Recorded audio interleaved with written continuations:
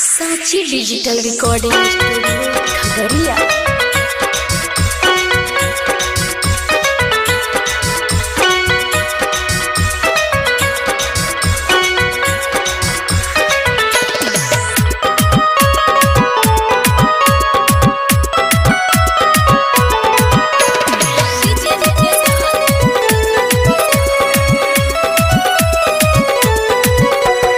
मिलल जुलल ओकर हमर हो गेलै पूरा एक साल।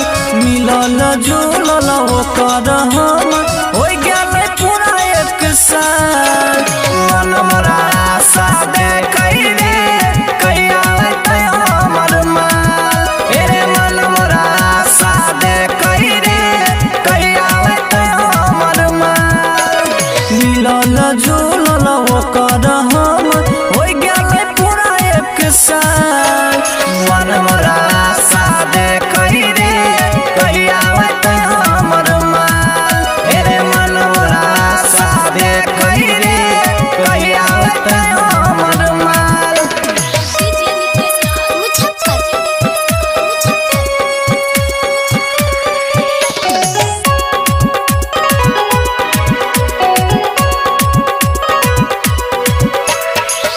गेलै छोड़ के हमर रानिया लागै नै छै मन।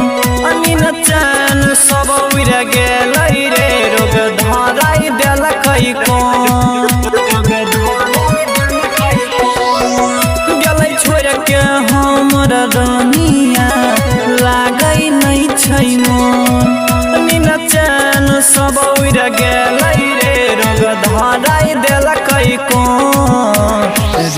हम गेट पर अपन छत पर झाड़ रहे जब बार।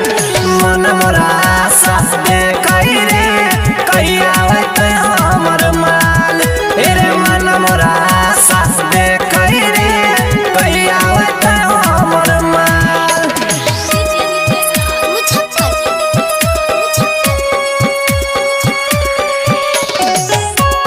सांची डिजिटल रिकॉर्डिंग स्टूडियो खगड़िया। छियै बचपन के ऊ प्यार हमर केना भूल जैतै रे यार।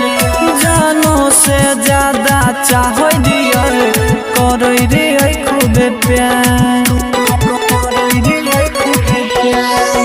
छियै बचपन के ऊ प्यार हमर केना भूल जैतै रे यार।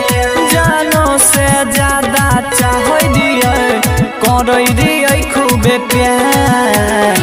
प्रमोद अंकिता के सबंती सिकु छुतै ओकर गाय।